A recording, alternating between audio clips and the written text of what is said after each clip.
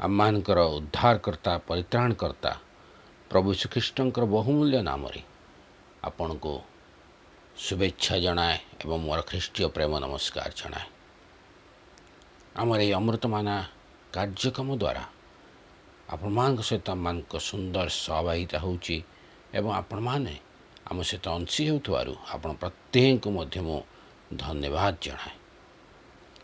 अनुरोध करे जो मैंने पर्यंत ये कार्यक्रम को बा चैनल टी को सब्सक्राइब करना दयाकोरी सब्सक्राइब करनियंतु कारण आपण मैंने सब्सक्राइब करने द्वारा आम मैंने उत्साहित होचु तत्सहित आपण मैंने मध्य परवर्ती समय आम समस्त कार्यक्रम अंशी हो पारे। तेणु आपण मैंने अति शीघ्र ये चैनल टी को सब्सक्राइब करनियंतु।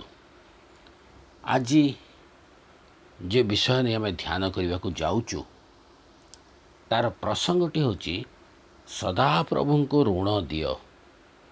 सदाप्रभु को ऋण दियो। आम वाक्यर गोटे अंश पाठ करवा हितोपदेश 19 पर्व 17 पद। हितोपदेश 19 पर्व तार 17 पद लिखा जाए, जे दरिद्र को दया करे से सदाप्रभु को ऋण दिए, पुणी से ताहार उत्तम कर्मर परिशोध करिवे। ज्ञानी राजा सोलोमन एठारे कहती, जे दरिद्र को दया करे अर्थात जो व्यक्ति गरीब मान को साहाय्य करे बा दान दिए से सदाप्रभु को ऋण देवा सदृश्य। कारण सदाप्रभु ताहार उत्तम कर्मरे ताको परिशोध करिवे। यार अर्थ आमे समस्ते ऋण बा लोन विषय जानू। आमको जितेबाला किसी अर्थ दरकार हुए आमे बैंक किंबा अन्यान्य रिसोर्सेस ऋण बा लोन आनी थाउ एवं परवर्ती समय आनिथिबा अर्थ सहित किछि शुद्ध बा इंटरेस्ट मिसई करी फेरे थाउ। एठा लिखा जाए सदाप्रभु को ऋण देवा विषय मन रखिबा। सदाप्रभु आम ठारू तांकर आवश्यकता निमंते किछि ऋण मागंती नाही बा आमे तांको किछि अर्थ देउ नाहु। आमर से योग्यता ही नहीं, किंतु से आमको शुद्ध सहित फेरांती बा परिशोध करती। किपरि करती देखा जाए, दरिद्र को दया करिबा बा गरीब को किछि साहाय्य करिबा द्वारा आमे जो परिमाण रे साहाय्य करि थाउ, प्रभु हमको तार प्रति बदल रे अधिक परिमाण रे आशीर्वाद करि थांती।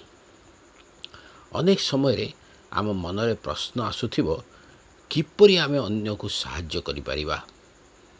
आम पाखरे एते संबल नाही, आम पाखरे एते योग्यता नाही, आमे किपरि करि परिबा। किंतु मने रखिबा, आमे चाहिले आमे परस्पर को साहाय्य करि पारिबा।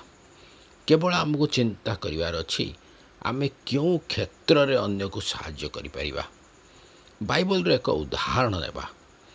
प्रेरित तार 9 पर्व 36 पदरु 43 पद पर्यंत जदि आम पाठ करूँ, एठारे टाबिथांक विषय लिखा जाए, जार अन्य नाम थिला दरका।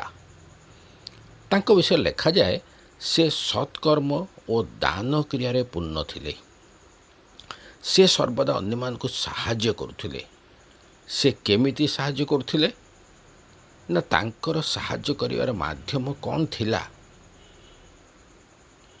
तांको रोजगार कौन थिला। आमे पाठ कले जानी पारि थाउ जे सही स्त्री लोक अंग रखा बा वस्त्र तैयारी करुथिले, अर्थात जाहाको आमे टेलरिंग बोली कहि थाउ। से कार्य करुथिले।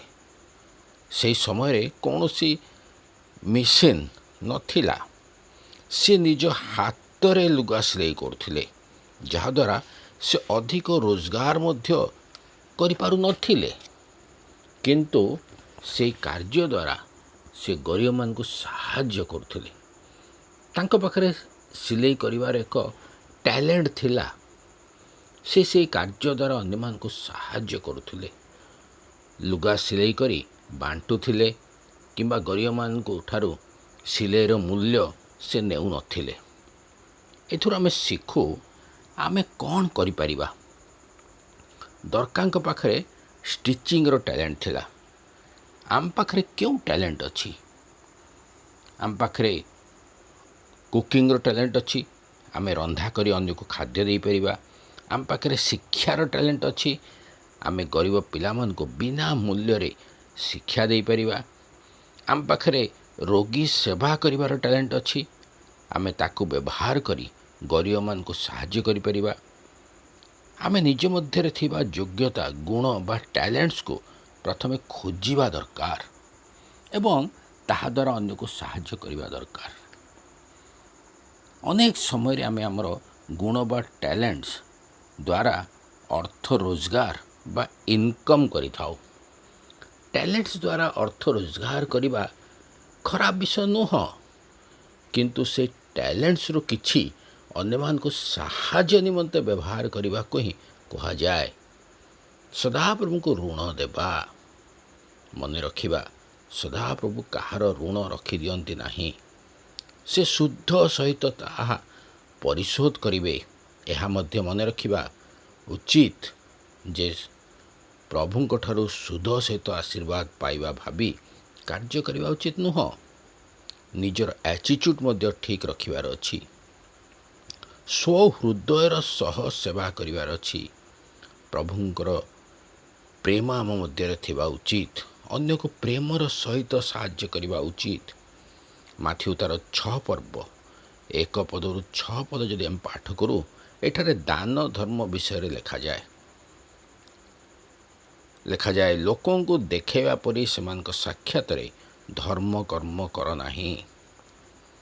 ସମାଜରେ ଗୌରବ ପାଇବା ପାଇଁ ଦାନ ଧର୍ମ କର ନାହିଁ। ଲେଖାଯାଏ ତୁମମାନେ ଦାନ କରିବା ସମୟରେ ତୁମ୍ଭର ଦକ୍ଷିଣ ହସ୍ତ କ'ଣ କରୁଅଛି ତାହା ତୁମ୍ଭର ବାମ ହସ୍ତ ନ ଜାଣୁ। କିନ୍ତୁ ଆମେ କ'ଣ କରୁଛୁ? ଦାନ ଦେବା ସମୟରେ ଆମେ ଅନ୍ୟମାନେ ଜାଣିବା ପରି ଦାନ ଧର୍ମ କରିଥାଉ। ଅନେକ ସମୟରେ ଦାନ ଦେବା ସମୟରେ ଆମେ ଫଟୋ ଉଠାଇଥାଉ, ସୋସିଆଲ ମିଡ଼ିଆରେ ପୋଷ୍ଟ କରିଥାଉ। ଏପରିକି ଆମ ଅନେକଙ୍କର ସ୍ୱଭାବ ଅଛି, ଆମେ ମଣ୍ଡଳୀରେ ମଧ୍ୟ ଦାନ ଦେବା ସମୟରେ ନିଜର ନାମ ପ୍ରକାଶ ହେଉ ଏପରି ଚାହିଁଥାଉ। ଯଦି ବେଶୀ ଅର୍ଥ ଦାନ ଦେଉ, ତେବେ ତାହା କଦାପି ଚାନ୍ଦା ଥଳିରେ ଦେଇନଥାଉ, ମଣ୍ଡଳୀର ସମ୍ପାଦକଙ୍କୁ ଦେଇଥାଉ, ଯେପରି ଆମ ନାମ ମଣ୍ଡଳୀରେ ପ୍ରକାଶ କରାଯିବ। ମନେ ରଖନ୍ତୁ, ଏପରି କାର୍ଯ୍ୟ ଦ୍ୱାରା ଆମେ ପ୍ରତିଫଳ ପାଇବା ନାହିଁ। ଆମେ ଯାହା କରୁ ଗୁପ୍ତ ଭାବରେ କରିବାର ଅଛି। ମନୁଷ୍ୟମାନଙ୍କ ଦ୍ୱାରା ପ୍ରଶଂସା ପାଇବା ନିମନ୍ତେ କାର୍ଯ୍ୟ ବା ଦାନ କରିବା ଉଚିତ ନୁହଁ। ସଦାପ୍ରଭୁଙ୍କ ନିମନ୍ତେ ଗୁପ୍ତ ଭାବରେ କରିବା ଉଚିତ। ପ୍ରଭୁଙ୍କ ନିକଟରେ ପ୍ରାର୍ଥନା କରିବା, କହିବା, ପ୍ରଭୁ ତୁମେ ଯେଉଁ ଯୋଗ୍ୟତା ମୋତେ ଦେଇଛ ବା ଯେଉଁ ଟ୍ୟାଲେଣ୍ଟସ୍ ଦେଇଛ, ତାଦ୍ୱାରା ଯେପରି ମୁଁ ଅନ୍ୟକୁ ସାହାଯ୍ୟ କରିପାରିବି, ସେଥିନିମନ୍ତେ ମୋତେ ସାହାଯ୍ୟ କର। ମୋତେ ଚାଳନା ଦିଅ, ମୋତେ ବୁଦ୍ଧି ଦିଅ। ପ୍ରଭୁ ଉତ୍ତମ ଭାବରେ ଆମମାନଙ୍କୁ ପରିଶୋଧ ମଧ୍ୟ କରିବେ। ଆସନ୍ତୁ ପଦେ ପ୍ରାର୍ଥନା କରିବା।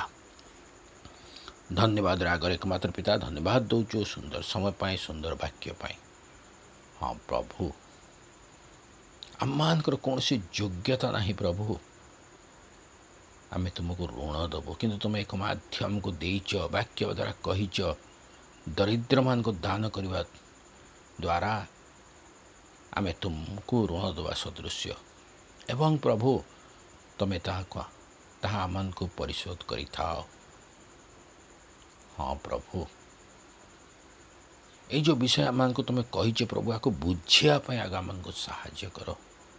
ଏବଂ ପ୍ରଭୁ, ଆମମାନଙ୍କୁ ଯେଉଁ ଟ୍ୟାଲେଣ୍ଟସ୍ ଗୁଡ଼ିକ ଦେଇଛ, ସେଇଥିରୁ ଅନ୍ୟମାନଙ୍କ ନିମନ୍ତେ କିଛି ସାହାଯ୍ୟ କରିବା ପାଇଁ ଆମମାନଙ୍କୁ ବୁଦ୍ଧି ଜ୍ଞାନ ଦିଅ, ଯାହାଦ୍ୱାରା ପ୍ରଭୁ ଆମେ ଅନ୍ୟକୁ ସାହାଯ୍ୟ କରିପାରିବୁ। ସେପରି ମନ ମଧ୍ୟ ଆମମାନଙ୍କୁ ଦିଅ। ହଁ ପ୍ରଭୁ, ଆମମାନଙ୍କୁ ଆଶୀର୍ବାଦ କର, ଆମମାନଙ୍କୁ ଚାଳନା ଦିଅ, ଯେପରି ଆମେ ଜଗତରେ ଥିବା ସମୟରେ ଆମମାନଙ୍କ ସ୍ୱାର୍ଥ ରଖି ଜୀବନ ନ କାଟି ଅନ୍ୟମାନଙ୍କ ନିମନ୍ତେ ମଧ୍ୟ କିଛି ଚିନ୍ତା କରିପାରିବୁ। ଏବଂ ପ୍ରଭୁ, ଅନ୍ୟକୁ ଦାନ ଦେବା ସମୟରେ ଆମମାନେ ଯେପରି ପ୍ରକାଶରେ ଦାନ ନ ଦେଉ, ତମକୁ ଲକ୍ଷ୍ୟ ରଖି ପ୍ରଭୁ ଆମମାନେ ଦାନ ନ ଦେଉ, କି ତମଠୁ ଆଶୀର୍ବାଦ ପାଇବୁ ବୋଲି ଆଶା କରି ଦାନ ନ ଦେଉ, ପ୍ରଭୁ ହୃଦୟର ସହ ଅନ୍ୟକୁ ସାହାଯ୍ୟ କରୁ। ସେହିପରି ବୁଦ୍ଧି ଜ୍ଞାନ ଆମମାନଙ୍କୁ ପ୍ରଦାନ କର। ଆମମାନଙ୍କ ସହିତ ପରମେଶ୍ୱର ହୁଅ ଏବଂ କଥା କୁହ। ଏ ବାକ୍ୟକୁ ଦେଇଥିବାରୁ ଧନ୍ୟବାଦ ଦେଇ ପ୍ରାର୍ଥନା ଯୀଶୁଙ୍କ ନାମରେ ମାଗୁଅଛୁ,